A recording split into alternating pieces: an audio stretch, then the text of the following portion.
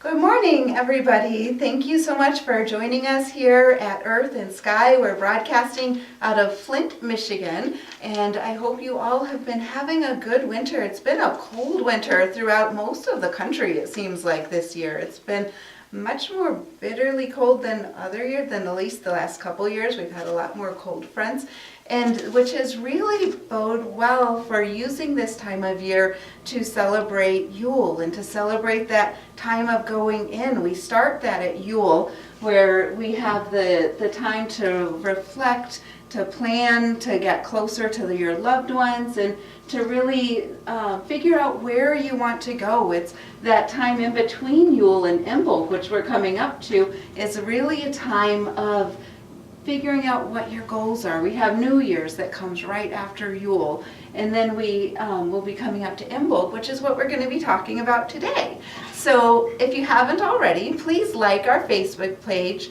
Please hit the subscribe button if you're watching on YouTube, and if you find our content useful, then go ahead and hit the like button during the video wherever you find things that you like. Or we love comments, we love your feedback, and if you think any of your friends and family would enjoy this, then please go ahead and share our videos out to people that you know too. And I hope that this information can help more people around the world, wherever we have our viewers.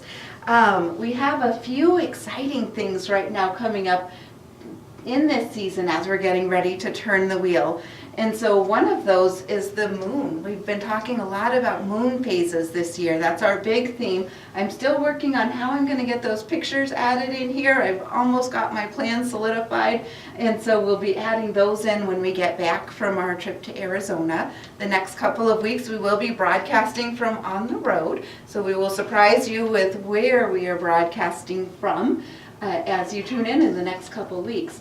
But we had our cold moon, we've had our wolf moon, and this year in January we have 2 moons in the same month, which means it's a blue moon, which is a wonderful, wonderful time to be able to manifest.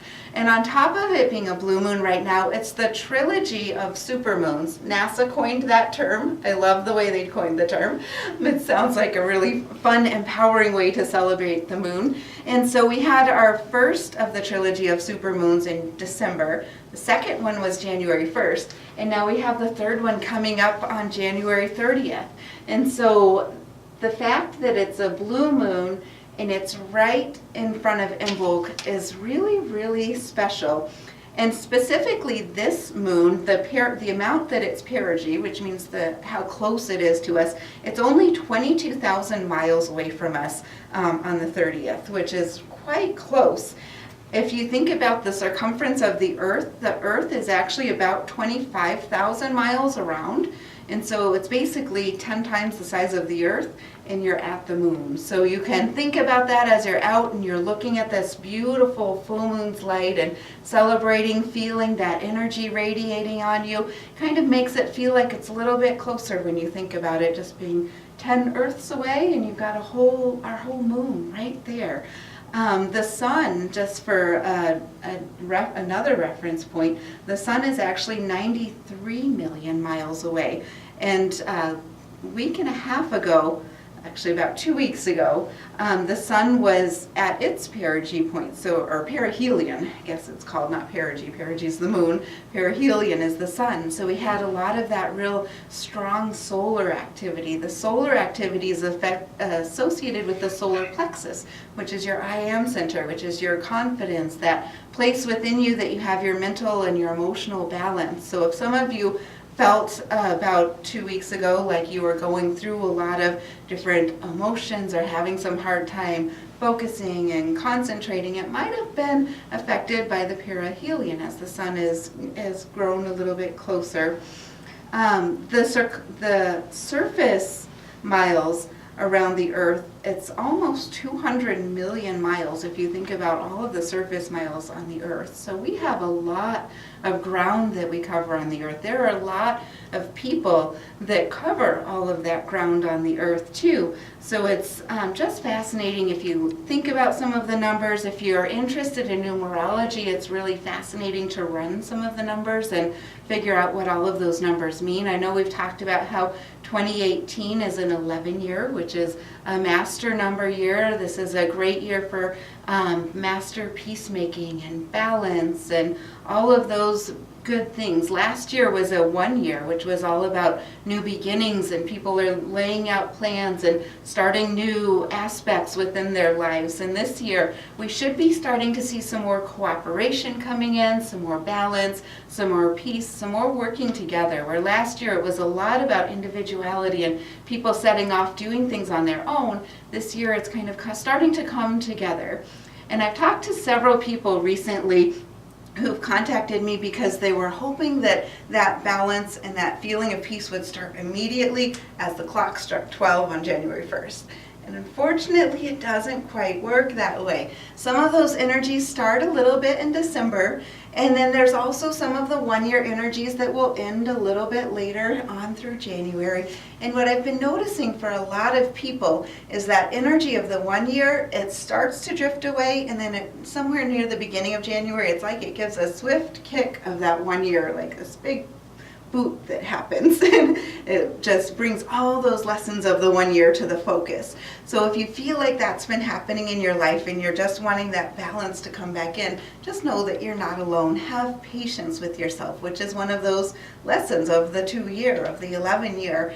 And so having patience with yourself, learning that as you find balance, balance is about walking that tightrope and getting to where you start to feel comfortable and getting to where you feel confident within the balance that you have within yourself.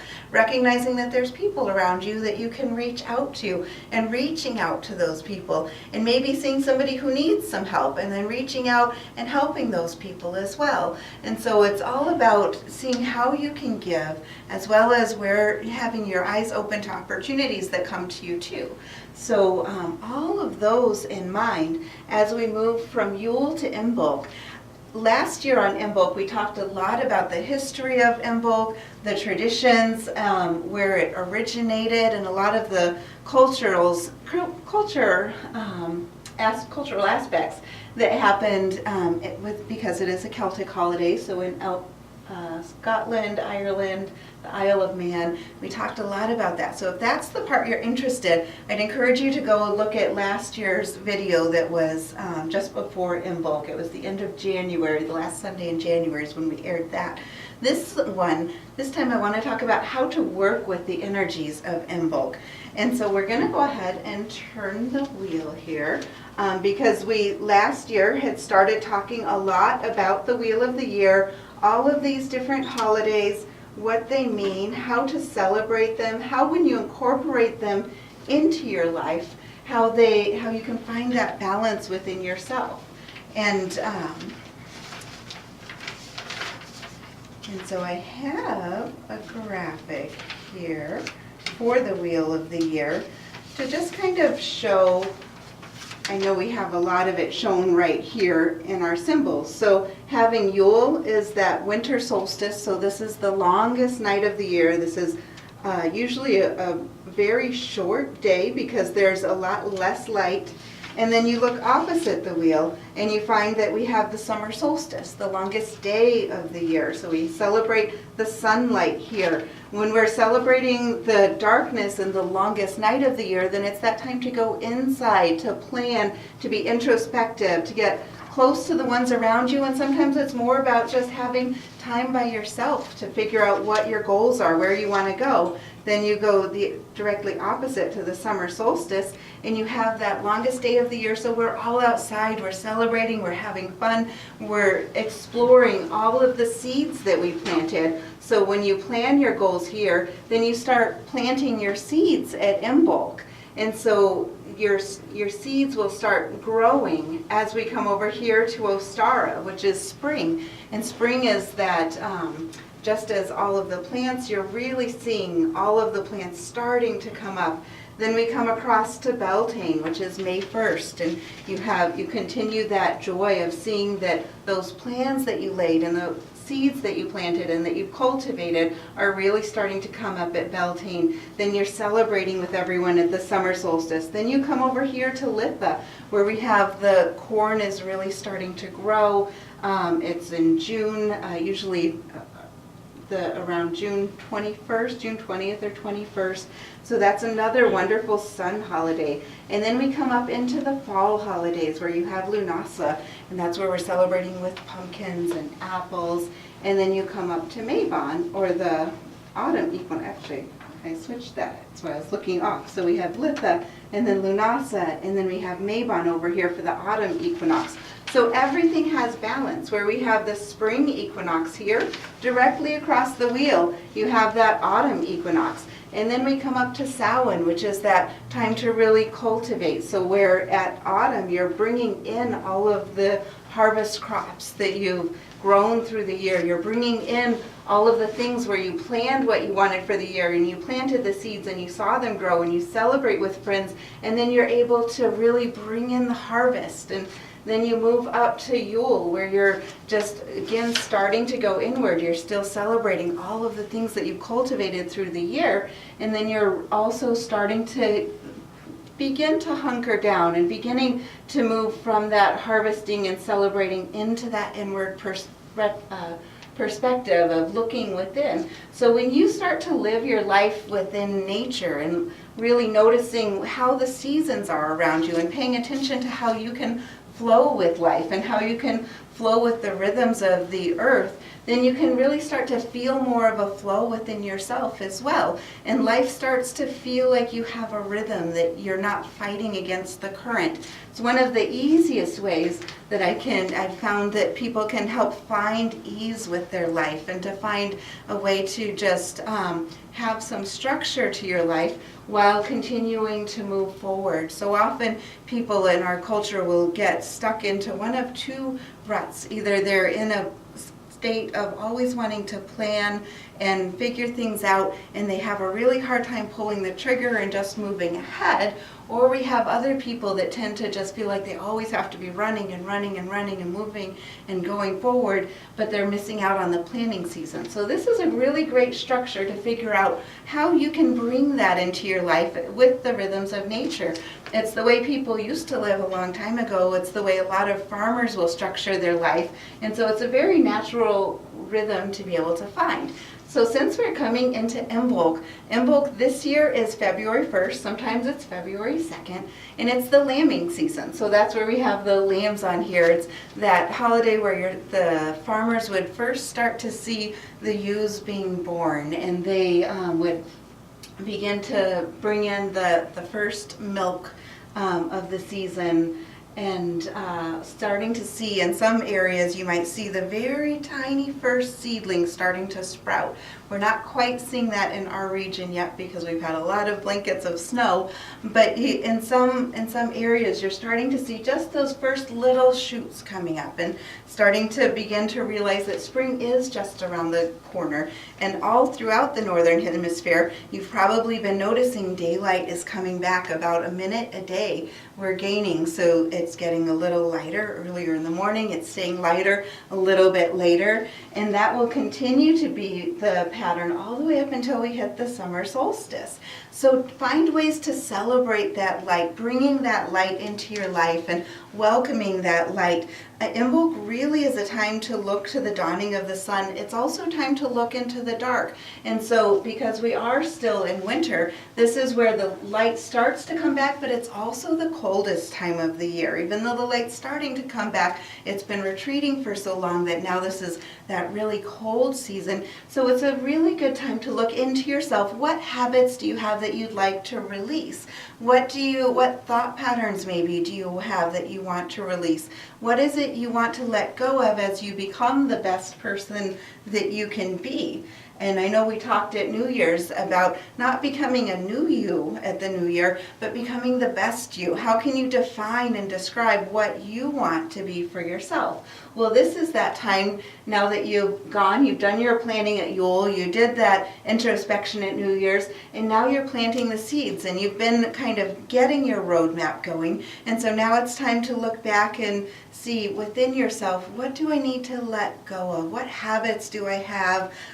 What should I shed? What do you want to have melt with the snow? Sometimes that's another great way to see it, is as you picture what it is you want to release in yourself. If you're looking outside and it's really snowy and you figure out what things you want to release, then just picture yourself sending those out. If you have any negative thoughts or any self-doubt or anything like that, just visualize that all going out to the snow and it melts away. And as those thought patterns melt away, then new thought patterns come up with the grass that shows underneath it. One of the things that's just amazed me since we've moved to Michigan is that even as the snow melts away, there's green grass underneath, which is still just, I can't fathom it. I know in Arizona we have to work so hard to get green grass, and so it seems like if it's covered under this blanket of snow and it's suddenly green underneath. And I think that's a really good representation of people in your lives too. Sometimes we get into these states where we might feel like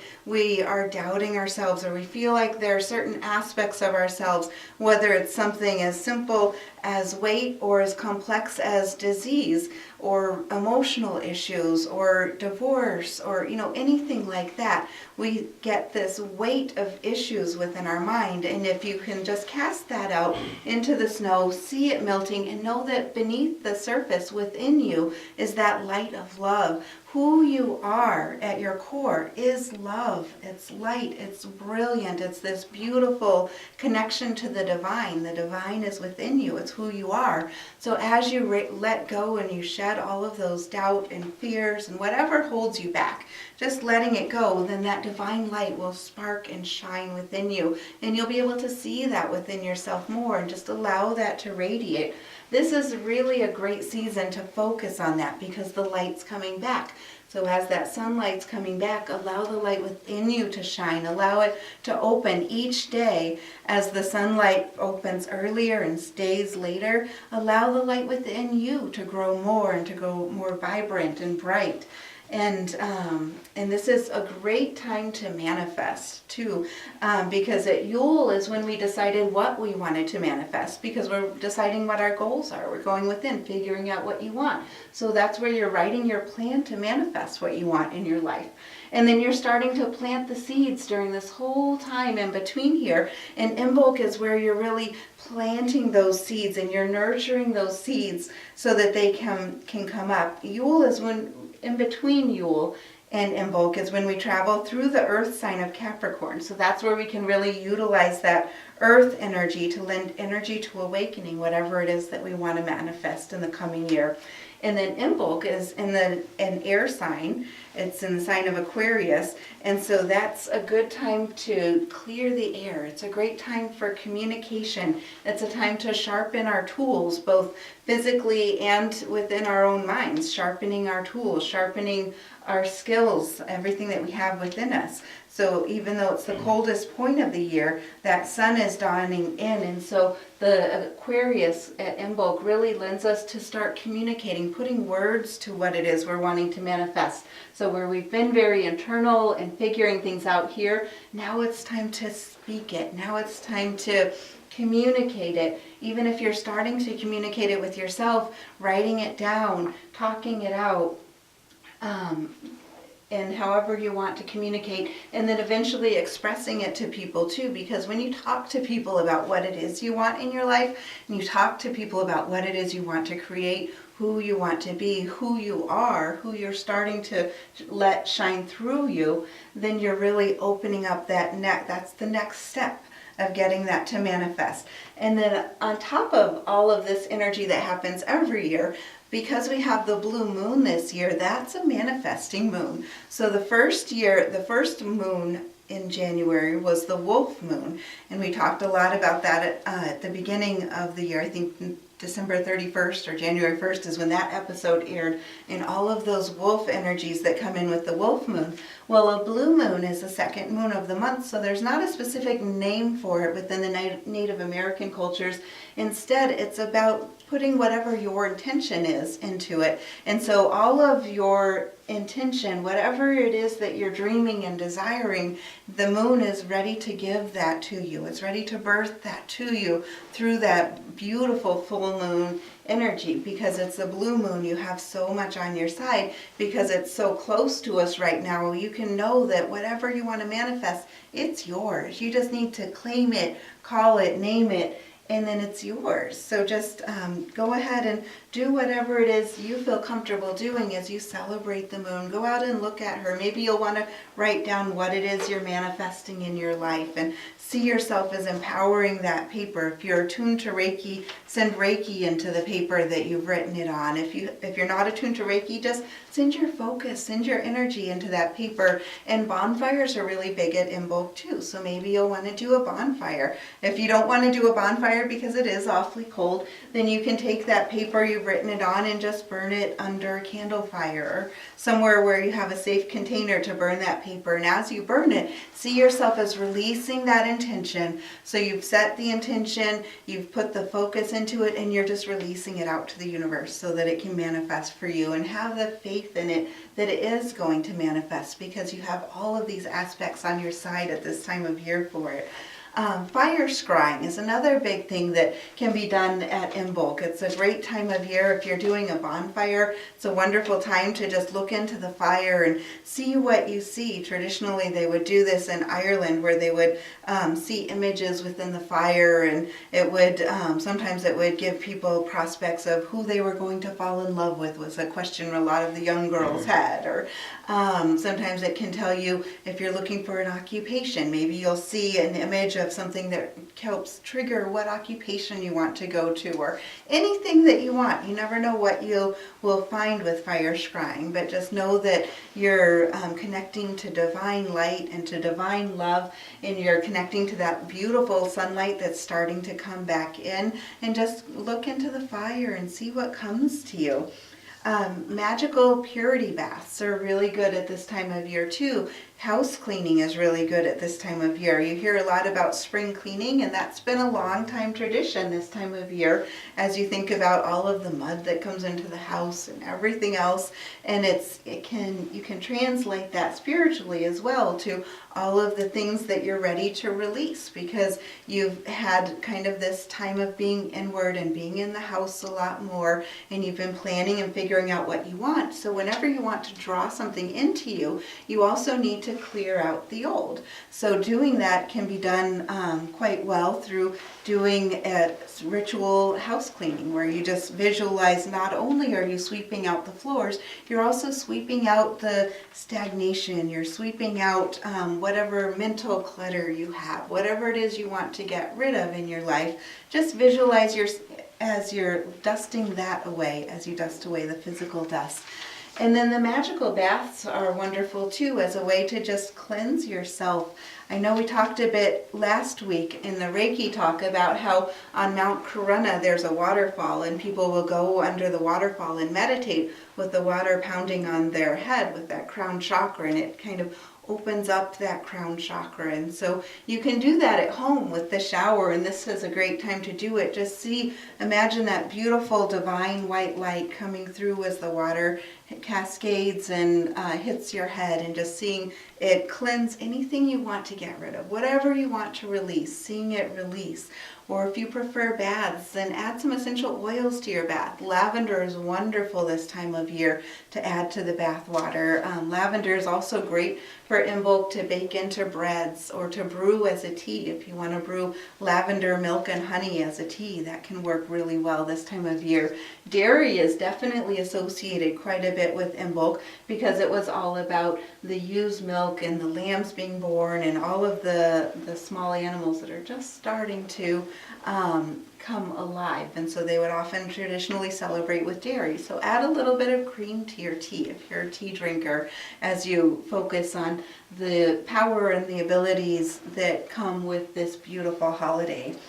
Another thing can be making dream sachets. So that's another great use of lavender, which is a big herb for Imbolc. You can, if you sew, or even if you just want to hand sew, dream sachets. So just take some cloth, put some rice in there and some herbs, whatever herbs you feel like doing for it, and it will smell wonderful. And you can just imagine as it's under your pillow, you're bringing in whatever you focused on as you sewed that sachet, you're bringing that in as you sleep, because we have such an ability to rejuvenate as we sleep. As we go into that slumber time, we lose all of those doubt and the thoughts that come through when we're awake. All of those subconscious things, they just fall away when we're sleeping, and we have that state of mind where we're rejuvenating and regenerating our cells.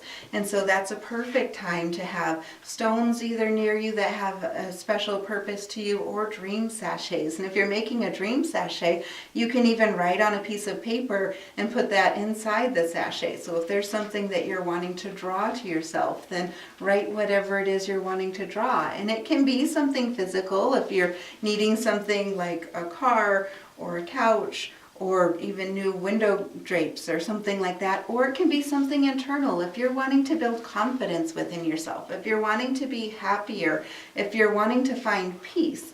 Whatever it is that you want within your life, write that on paper and slip that in there, and then think about that as you fall asleep, and just allow it to bring a smile to your face as you fall asleep, and it will work all on its own as you're sleeping. Some of the other foods and herbs that are associated with this holiday, rosemary, basil, frankincense, and lavender and cinnamon, all are really big. You can think a lot about some of the winter ones, like cinnamon and frankincense. Those are definitely carrying over because we're still certainly in the height of winter, even though the sun is starting to come back. But we also have a little bit of the spring herbs starting to come through, the lavender and the basil. So you might even want to do a combination of those. You might want to put a little bit of cinnamon in as well as a little bit of basil, or maybe you'll want to do some drops of frankincense oil in a bath and throw some lavender oil in a bath, and that will bring all of those properties, the physical healing properties as well as the spiritual benefits to you. This is a big holiday for breaking bread too. If you bake bread, it's a wonderful way to celebrate Imbolc, and you can bake all of those herbs into the breads too, and really add and have a wonderful feast with the bread. Some of the other things, people used to decorate a lot with acorns, sometimes green wreaths with either white flowers or white candles, because then you're drawing in the evergreen, which is all about the winter time, and you're drawing in the white flowers with like white roses, which can bring in the beltane and ostara that are up here, bringing in those flowers, but then that white color of the snow and the purity, because this is a time of new beginnings and new starts. So white is very symbolic of that purity and those new beginnings. And breed dolls are also very big traditionally at this time of year, and those are like corn dollies. This is one that a friend of mine made for me a couple years ago. So you basically can take corn, and there's a lot of different ways. I'm going to upload onto the Facebook page another graphic of a simple way to do. It's like an equal arm cross for a breed doll, but you can do so much. She was very talented the way she did this with the corn, but there are easier ways to wrap it. And traditionally people would hang the breed doll that looked like an equal arm cross above their doors for safety and protection, and to guarantee that they would make it through the rest of the long harsh winter, and to have the blessings of Bridget throughout their home and throughout their lives. And they traditionally would have a lot of the young girls make a breed doll, and they would carry her through the village on a bed and go door to door, and people would add flowers or herbs or foods, and they would pile it all around this beautiful breed doll, and then by the end of the evening they would carry it to where they were going to have a feast, and all of the women and the girls would celebrate first, having all of the merrymaking starting, and then a while later all of the men and the boys from the village would come in and join them and celebrate the fact that the sun is returning now, and that safety and that protection as they honored Bridget. And the stones, that if you're working with stones for this holiday, any of the red stones are very big for this holiday, like garnet or bloodstone, as well as amethyst and onyx. And those tend to be very grounding stones. If you're thinking about the chakras, the garnet, bloodstone, and onyx are all associated with the lower chakras, the root chakra and the origin chakra, which makes a lot of sense for this holiday because we're figuring out how to stay grounded, how to stay connected to the earth, how to stay surviving and thriving really well, connecting to our origins, our family. All of those things are associated with those chakras. And then amethyst is also connected in, which is really interesting because that's more associated with the crown chakra. So that's like it brings balance. Whatever it is we do, we're always trying to bring that balance back in, to come back into balance and to feel that that peace, that comfort, figuring out how whenever you go one direction, how you can look back and make sure you're bringing up balance from the other direction. So just some different options for you as you celebrate this holiday. And I also found an Imbolc prayer online that I thought was just really beautiful, so I thought I would share that with you today before we close this. The Imbolc prayer says, "The festival of lights brings the promise of spring amid the cold winter's dire sting. Snowdrops poke their heads through the soil to herald the breaking of winter's bleak toil. Our spirits are stirred by the waking light to focus on our senses and strive for clear sight. Breathe the healer and poetic muse brings inspiration to conquer the blues. The grain is blessed and ready to plant as we look ahead and plan the year's harvest. Joyfully we banish the word can't. We kindle our resolution with inner light and know we have the power to make a solution." So I hope that inspires you a little bit as you begin to prepare planting those seeds that you've been cultivating, that you've been planning, the plans that you've made, the changes that you want to bring into your life, and taking that one more look back at what is it that you want to release in your life? What do you want to let go of? What do you want to allow to melt with the snow? So as you plant those seeds at this time of year, they can begin to start to grow and cultivate exactly what you want in this life, because we all have the ability to manifest our destiny. We can create our own fate. You have the power within you to create the life of your dreams. And so it's about realizing that, harnessing that power, taking the time to plan what you want, looking at what you need to let go of, planting those seeds, seeing those seeds starting to come up, and then they begin to really come up, and then you celebrate, and taking time as you notice what you see manifesting in your life, make sure you pay attention so you see it, so you don't miss any of it, and then celebrate that with those around you. And then coming into the fall where you have an abundance where you can share with others too as you celebrate, and then coming back to that cauldron where you can create and you can figure out again what it is you want, evaluating how the last year went as you come to Samhain, looking back, the things that you planned and that you planted and that you harvested, did you accomplish it? Are there changes that you would want to make? And you begin to look at the next year, then planning the next year. So it's just how we follow the wheel of the year.